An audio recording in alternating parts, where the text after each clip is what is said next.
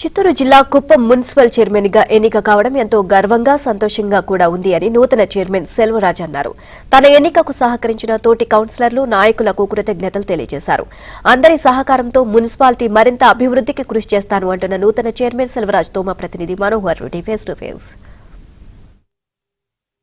ముఖ్యమంత్రి చంద్రబాబు నాయుడు సొంత నియోజకవర్గం కుప్పంలో కుప్పం మున్సిపల్ చైర్మన్ ఎన్నిక ఇవాళ జరిగింది. ఆ ఎన్నికలో టీడీపీకి చెందినటువంటి సెల్వరాజు చైర్మన్గా ఎన్నిక కావడం జరిగింది. మరి కుప్పం అంటేనే ముఖ్యమంత్రి చంద్రబాబు నాయుడు నియోజకవర్గం కాబట్టి ఎంతో ప్రతిష్టమైనటువంటి నియోజకవర్గం.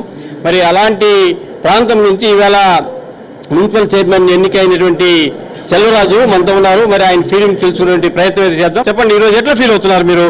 ముఖ్యమంత్రి చంద్రబాబు నాయుడు సొంత నియోజకవర్గం కుప్పంలో మున్సిపల్ చైర్మన్ ఎన్నిక కావడం. చంద్రబాబు సారు ఆయన నమ్మకం మాకు ఉంది. భవిష్యత్తులో మా మున్సిపాలిటీ ఎంతో అభివృద్ధి చేసే నమ్మకం ఉంది. నమ్మకం ఉండి అందువల్ల మేము అందరూ కలిసి కట్టుగా సారు ఏమి చెప్తే అది చేసుకొని సారుకు బాగా మేము సార్ చెప్పినట్లు చేసుకొని డెవలప్మెంట్ చేసేకి సార్ తరఫున మేము అందరూ కలిసి కట్టుగా మేము మున్సిపాలిటీని అభివృద్ధి చేస్తాం. చంద్రబాబు సొంత ఏరియాలో మీరు మున్సిపల్ చైర్మన్గా ఎన్నిక కావడము ఎట్లా ఫీల్ అవుతున్నారని? నాకు ఆయన సారు తరఫున నాకు కౌన్సిలర్లు అందరూ నన్ను గెలిపించి మా సారు తరఫున చేసిన దానికి ఆయనకు రుణపడి చేస్తాను అని చెప్తున్నాను. అందరినీ కోఆర్డినేట్ చేసుకొని ఏ విధంగా ముందుకు పోతున్నారు?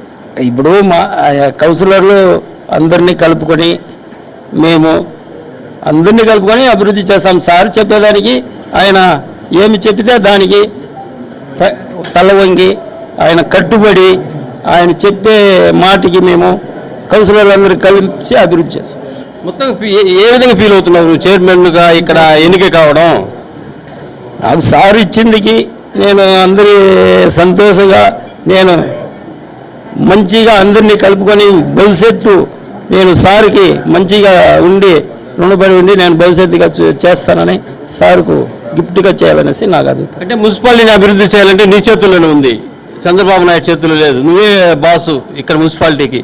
మరి చంద్రబాబుతో పోట్లాడి నిధులు తెచ్చిచ్చి నువ్వు దాన్ని డెవలప్ చేసే పరిస్థితి ఏమైనా ఉందా?